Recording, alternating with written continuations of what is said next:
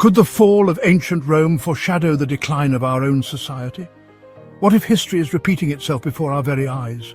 Welcome to Megalopolis, a film that reimagines ancient history through the lens of a futuristic world, directed by Coppola, celebrated for the Godfather trilogy. This ambitious project asks a bold question. Are we doomed to repeat the mistakes that once destroyed civilizations? Blending the ancient Roman conspiracy of the Catiline Conspiracy with a dystopian modern world, Coppola crafts a striking reflection on democracy, power, and the fragility of civilizations. At the heart of Megalopolis is Cesar, a man gifted with the ability to freeze time, but haunted by his past. His vision of a utopian future comes at a cost, as the very society he fights to save might become his undoing. Join me as we explore the world of Megalopolis, a visually stunning journey into the dangers of unchecked power, the fragility of democracy, and the hope for a better tomorrow. Cesar stood atop a clock tower, gazing into the abyss below. His body trembled, but he stepped closer to the edge, extending a foot into the void. It was here, at this precipice, that his awakening began. He had discovered his ability to freeze time. This was New Rome, America, in a distant future. Society had fractured into stark divisions. The upper class basked in endless luxury, decadence and indulgence, while the lower class fought to survive under unrelenting exploitation. Julia, a socialite at the pinnacle of this society, had just left a lavish party. Claudio, a man persistent in his advances, pursued her relentlessly, but she brushed him off and drove away. Despite Claudio's potential inheritance of Crassus's vast fortune, a banking tycoon and the richest man in the world, Julia remained unmoved. After all, she was the daughter of the city's mayor, but even he knew little about her life beyond the tabloids. As Julia's car passed a demolition site, she caught a glimpse of its overseer, Cesar, one of the most influential men of the era. Julia had, of course, heard of him. They moved in the same elite circles, and his name was legendary. Being the youngest Nobel laureate was just one of the many titles to his name, but it was this unexpected encounter that revealed his greatest secret to her. As the building exploded, Cesar froze time, but this time something was different. Julia saw it with her own eyes. She could hardly believe what she was witnessing. Before she could even react, Cesar effortlessly restored time. The moment left her spellbound. This enigmatic man had captured her attention, and from that moment on their fates were intertwined in ways neither could foresee. Their paths crossed again, this time in the heart of city politics. The room buzzed with the city's elite and a throng of reporters. Julia's father, the mayor, delivered a passionate speech about building a casino on the site, a project designed to revitalize the city's struggling economy and boost his sagging approval ratings. The audience applauded, but the real battle for influence had just begun. The atmosphere shifted when an unexpected guest arrived, Cesar, head of the City Planning and Development Bureau. Calm yet forceful, he shared his radical vision. The age of steel and concrete was over. Humanity stood on the brink of a new era, one of progress and equality. In the rubble of the demolished building, he saw the potential to create a utopia built with Megalon, a supermolecular structure he had pioneered. This new city would be free from exploitation, free from oppression, and free from the division between the wealthy and the poor. It would be a city where true equality and harmony could thrive. What began as the mayor's performance for his wealthy backers quickly escalated into a fierce clash of ideologies. Heated arguments erupted between Cesar and Julia's father. The mayor, visibly agitated, became increasingly combative, and tensions were on the verge of turning physical. But then the mayor changed tactics. He leaned in close to Cesar and brought up his missing wife. Years ago, Cesar had been an unknown engineer, and the mayor a local prosecutor. Their paths had crossed during the investigation into Cesar's wife's disappearance. Cesar had been the prime suspect, but had been released due to a lack of evidence. Now the mayor pressed him with a loaded question. "Can you honestly say you had nothing to do with her disappearance?" The room fell silent. Despite the mayor's sharp words, Cesar remained composed. He retorted that his mission was to benefit society, unlike the mayor, who was nothing more than a slumlord. The insult stung, and the mayor, enraged, lunged at Cesar in full view of the cameras. The only voice of reason came from Cesar's maternal uncle, Crassus, the world's wealthiest man. The media captured the dramatic moment, and headlines focused on Crassus's support for his nephew. But beneath the surface, the battle for power had only just begun. Later that evening, Cesar returned home to find a woman waiting for him. Wow, Platinum, a glamorous TV host, and his mistress. Desperate to secure a permanent place in his life, she pleaded for his affection. But when Cesar looked at her, he could only see the face of his late wife. The guilt overwhelmed him. He knew he had failed her, too consumed by work to notice her growing despair. If only he had been there for her, perhaps she wouldn't have taken her own life. The weight of that guilt had haunted him for years, and the thought of beginning a new relationship felt impossible. Platinum, consumed by jealousy, couldn't bear being discarded so easily. Watching footage of Crassus showing her affection earlier, a sinister plan began to form in her mind. Julia visited Cesar's office. Standing before the man who was her father's rival, she wasn't there to confront him, but to learn. A background in medical studies had led Julia to pause her education after hitting a dead end in her research on the molecular structure of jellyfish. Cesar knew of her through the tabloids. She was just another socialite, frivolous and disconnected from his work. But Julia played her trump card. She revealed that she had witnessed his ability to freeze time. Intrigued, Cesar agreed to let her observe one of his experiments. In a cluttered room full of scattered furniture, Julia stood perplexed as Cesar instructed her to close her eyes and walk among the objects, feeling the space around her. A vision of a miraculous utopia appeared before her eyes. It was a futuristic city, a place where everything seemed possible. Cesar explained that this city would be self-sustaining, capable of learning and evolving on its own. There would be no divisions, no classes, just true equality for all. But Julia voiced her concerns, fearing that such a vision would be dismissed by politicians like her father. The mayor was rallying votes in his usual fashion, campaigning through the streets as news of a Soviet satellite's impending disintegration spread. But Julia had shocking news of her own. She wanted to intern with Cesar. Her father's reaction was swift and furious. He would never allow his daughter to work with his political rival. That night, Julia combed through files about Cesar's missing wife, but found no answers. Determined to uncover the truth, she followed Cesar. Unbeknownst to her, Claudio, obsessed with Julia, had begun trailing her as well, seeing Cesar as his rival. Julia tracked Cesar to the decaying lower districts of the city, where the ruins of former statues symbolizing justice lay in pieces. He stopped in front of a flower shop buying a bouquet before walking to a heavily guarded house, his former home. Despite the years that had passed, Cesar used his extraordinary abilities to preserve the memory of his wife. In that moment, Julia's heart stirred with an unspoken connection to Cesar. 18 days later, Platinum's wedding to Crassus made headlines.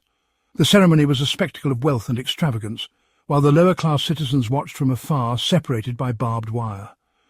Cesar and his new assistant Julia were also invited.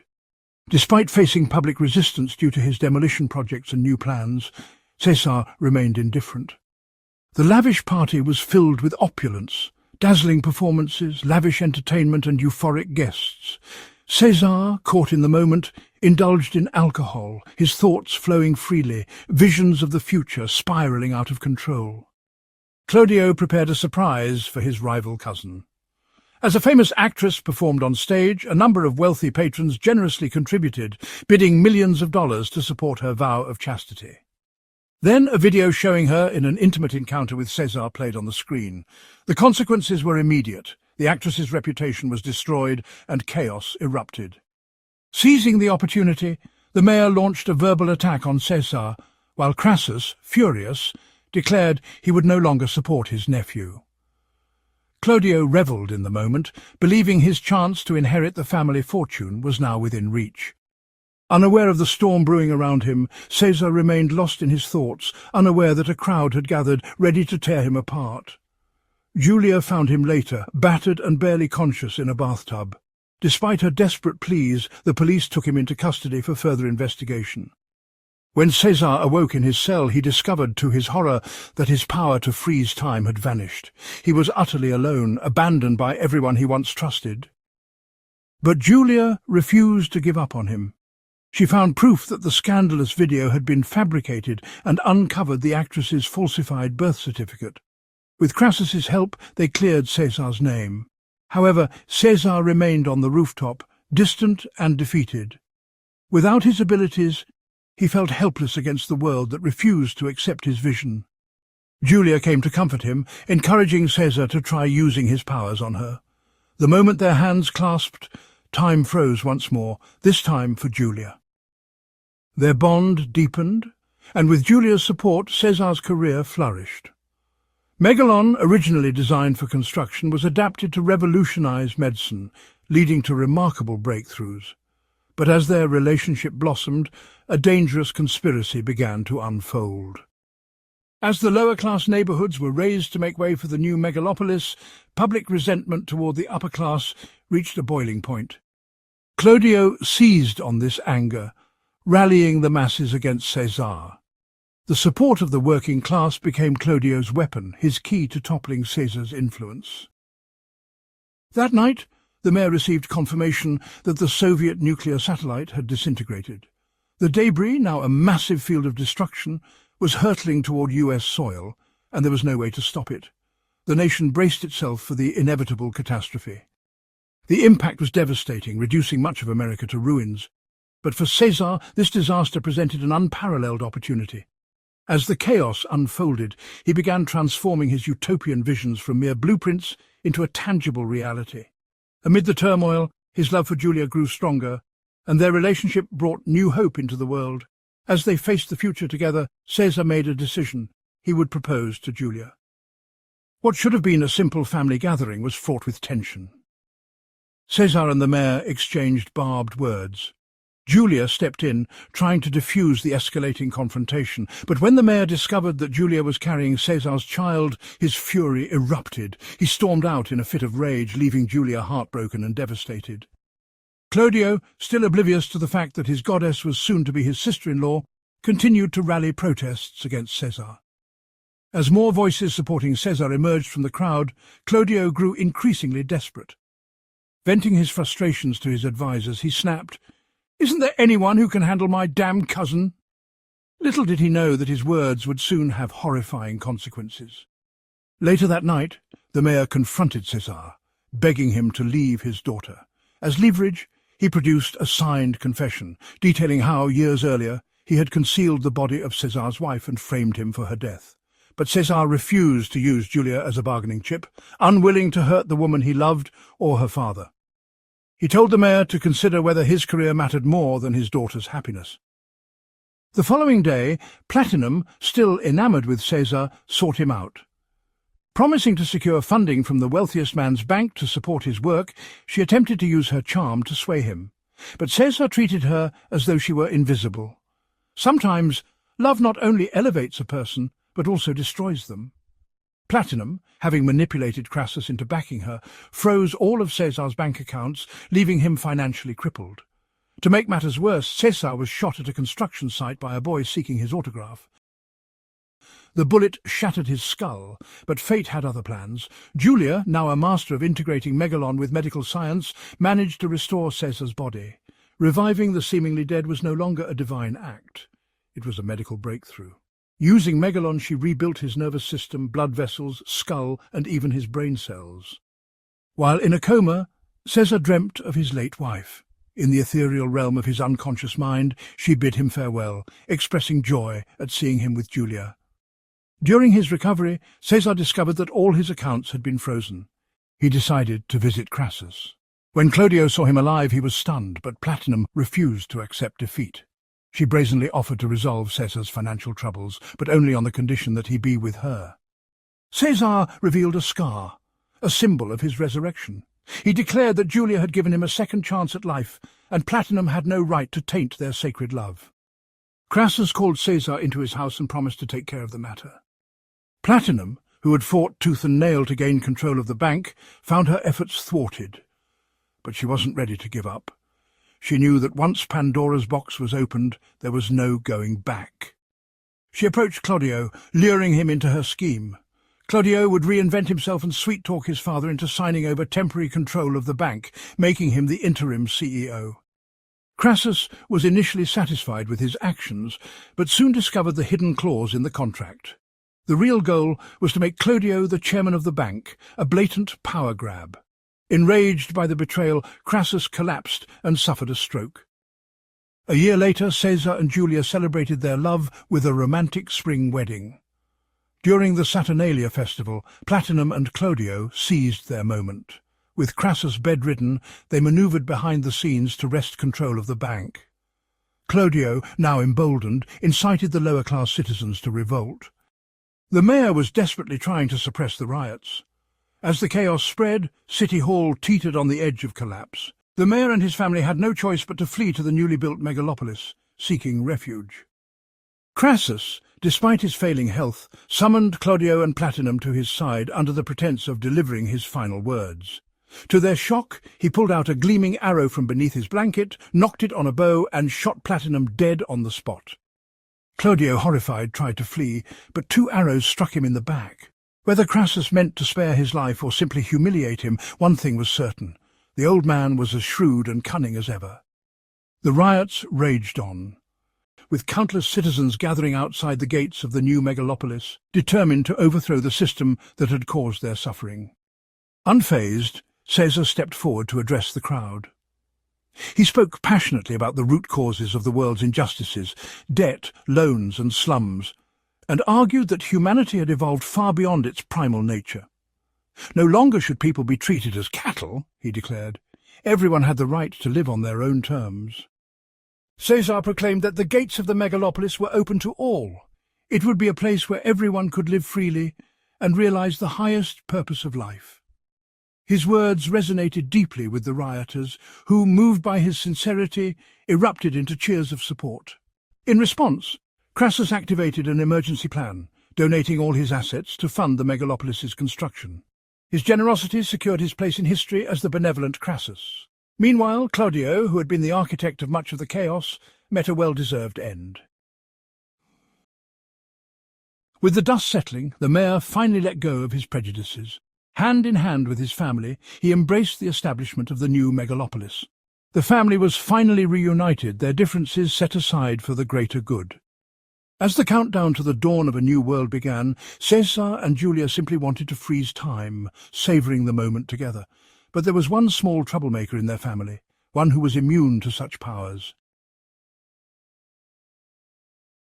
Megalopolis, released in 2024, is a bold and experimental film. This ambitious project seamlessly blends breathtaking visuals, intricate storytelling and forward-thinking concepts, creating a cinematic journey unlike any other. Set in a utopian world, Megalopolis overflows with idealism and profound reflections on the future of society. The film masterfully intertwines elements of modern America with the grandeur of ancient Rome, offering a fresh perspective on history, progress and humanity's potential. Coppola's striking depiction of a futuristic society, brought to life through opulent settings and stunning visuals, is as intricate and evocative as a fine ukiyo-e painting. Whether interpreted as a cautionary tale or a source of inspiration, Megalopolis compels audiences to reconsider the balance of power and the possibilities of progress.